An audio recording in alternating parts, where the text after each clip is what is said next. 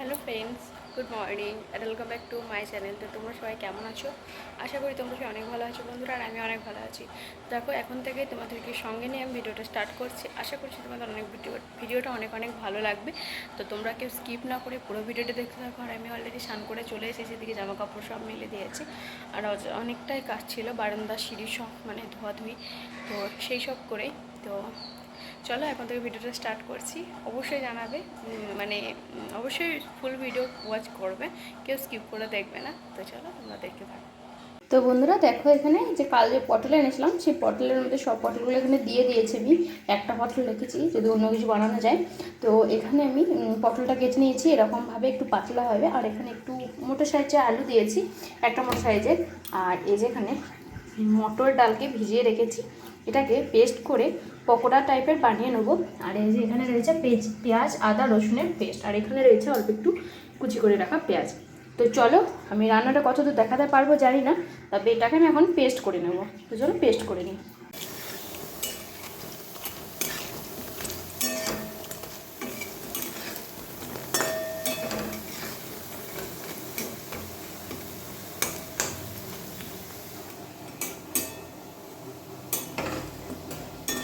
এখানে আমরা লাঞ্চ করতে বসে গেছি। আজকে আছে ডালের বড়া, ভাত, আর এই যে পটল আলু আর ডালের বড়া রসা।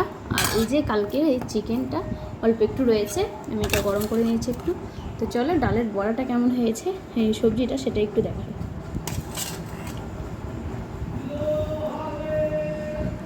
তো এই ডালের বড়াগুলো খেতে অনেক ভালো হয়।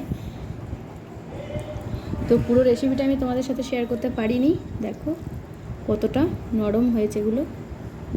তো চলো আমরা লাঞ্চটা সেরে নিই, তারপর আবার তোমাদের সাথে পরে দেখা হচ্ছে।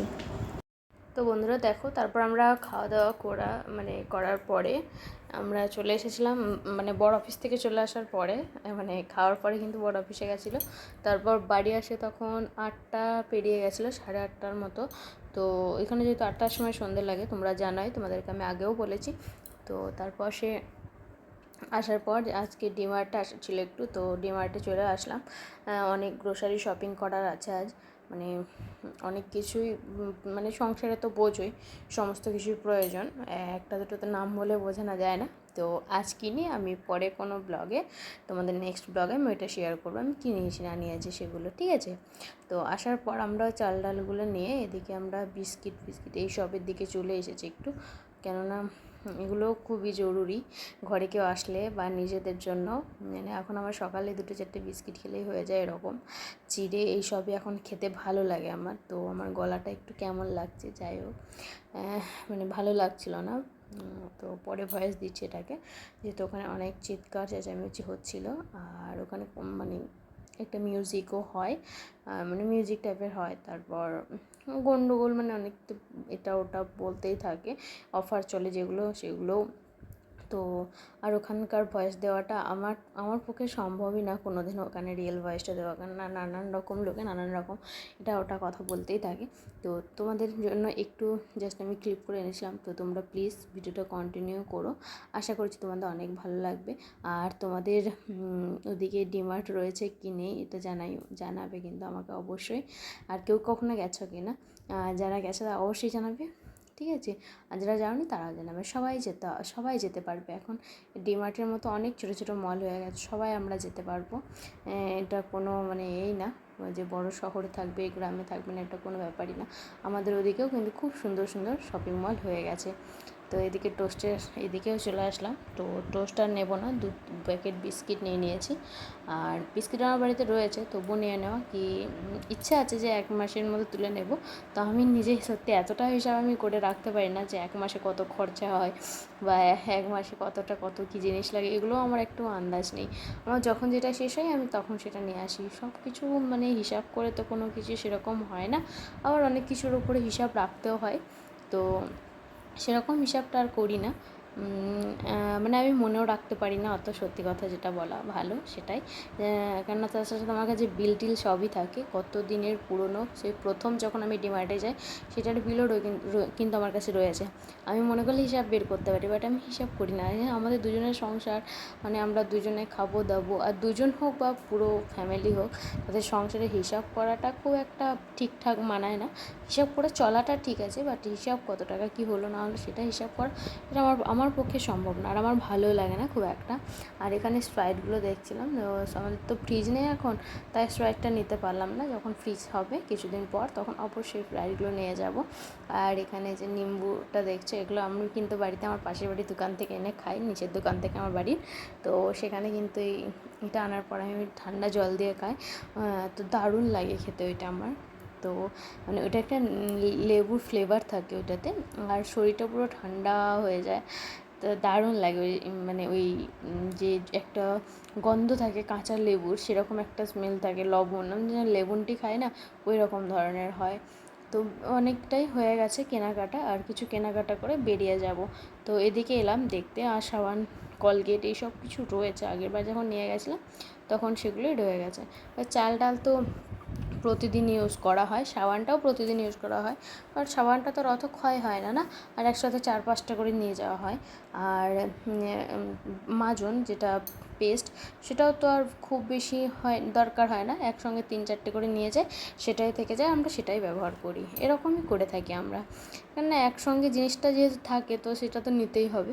তো অনেক দিন করে চলে যায়, পেস্ট, সাবান, বাসন মাজা সাবান, এগুলো আমার অনেক দিন ধরেই যে মানে চলে যায়, কিন্তু মানে যেগুলো দরকারি জিনিস সেগুলো মানে অনেক দিন, যে ওইটা হলো আমাদের রোজ দরকার, তবুও ওটা আমরা খুব বেশি নিই না। কারণ মাজুন আমরা অল্প একটু নিই, আর চালটা আমরা অনেকটা পরিমাণে, যেটা যতটুকু পরিমাণে দরকার ততটুকু কিন্তু ভাত রান্না করার জন্য নিই। আর আমরা যেহেতু দুবেলায় ভাত খাই, তাই আমাদের চালটা একটু বেশিই ফোড়ায়, আর আমাদের আটা খাওয়া খুবই কম, মানে খুব কমই আটা খাওয়া হয়, মানে রুটি লুচি, মানে লুচি রুটি এগুলো না এখন গরমের জন্য কম হয়ে গেছে। আর তাছাড়া এখন খাই খুবই কম, মানে লুচি হলো, যখন ননভেজ হলো বা কিছু হলো, তখন একটু রুটি বা একটু লুচি আর ভাত করে নিলাম, এরকমও হয়, তোমরা আমার ভিডিওতে দেখেছো। বাট আমাদের ভাতটাই বেশি হয়, যেটা এক কথায় বলা ভালো। তো এদিকে দেখছিলাম ভুজিয়াগুলো, তো আমি মনে মনে ভাবলাম যে আমার বাড়িতে এখন আলু ভুজিয়া রয়েছে, সেটা শেষ না করে যদি এটা নিয়ে যায় তাহলে কিন্তু আমার আলু ভুজিয়াটার কোনো গতি হবে না, তো তাই আর নিয়ে নিই। আর এদিকে দেখো আমাদের বিল কিন্তু একদম কমপ্লিট হয়ে গেছে, পুরো 2000-এর কাছাকাছি বিল চলে এসেছে। এই দেখো কয়েকটা জিনিসে দেখাই তোমাদেরকে। তো এই কটা জিনিসে আমাদের কত খরচা, মানে কত টাকা লেগে গেল, মানে জিনিসের দাম এত হু হু করে বাড়ছে, মানুষ যে কী খাবে কী খাবে না সেটার কোনো নেই। আর ইনকাম কিন্তু বাড়ছে না, এই যে এত টাকা খরচা হতে হয়ে গেল, দাম তো বেড়ে গেল, কিন্তু ইনকাম কিন্তু একই রয়ে গেছে, ইনকাম কিন্তু বাড়েনি। তো দেখো আমাদের তবুও একটা কাজ করছি, তবুও আমাদের কোনো বাইরে থাকায় কোনো কিছু আর আমাদের মানে থাকেই না, সেভই হয় না। তাহলে যারা মানে ঘরে সংসার চালায় তাদের কতটা কী খরচা হয়। লোকে ভাবে বাইরে আছে অনেক টাকা ইনকাম করে, একটা চাকরি করে, বাট কিন্তু সেরকম কোনোটাই না, কোনোই কিছুই না। কেননা যার যেমন খরচা সে যার যেমন ইনকাম সে তেমন খরচাও করে, মানে খরচাটাও বেশ ভালোই হয় আমাদের এখানে।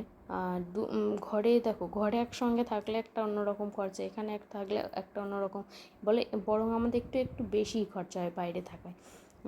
তবুও থাকতে তো হবেই, কিছু করার নেই। আর এখানে যেমন আমাদের গ্রামে কিন্তু এত দাম হবে না জিনিসের, বাট বাইরে কিন্তু হবে, এখানে আমাদের অনেক দাম। আমাদের ওখানে মুড়ির দাম খুব জোর 50-60 টাকা কেজি হবে, বাট এখানে মুড়ির দাম 190, কখনো 110, কখনো 150, তাহলে বুঝতেই পারছো কতটা দাম আর কতটা খরচা হবে।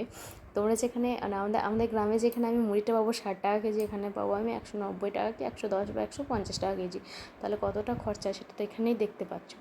তো চলো, ডিমার্ট থেকে আমি বেরিয়ে চলে এসেছি। আর আজকের পুরো ভিডিওটা কেমন লাগলো অবশ্যই কমেন্ট করে জানিও, ভালো লাগলে লাইক শেয়ার সাবস্ক্রাইব করে পাশে থাকা বেল আইকনটি ক্লিক করো, যাতে আমার চ্যানেলের প্রত্যেকটা ভিডিও তোমাদের কাছে পৌঁছে যায়।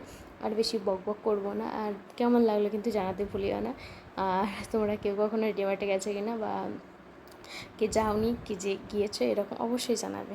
তো আজ এই পর্যন্তই, দেখা হচ্ছে নেক্সট ব্লগে। বাই, সবাই ভালো থেকো, গুড নাইট, থ্যাংক ইউ।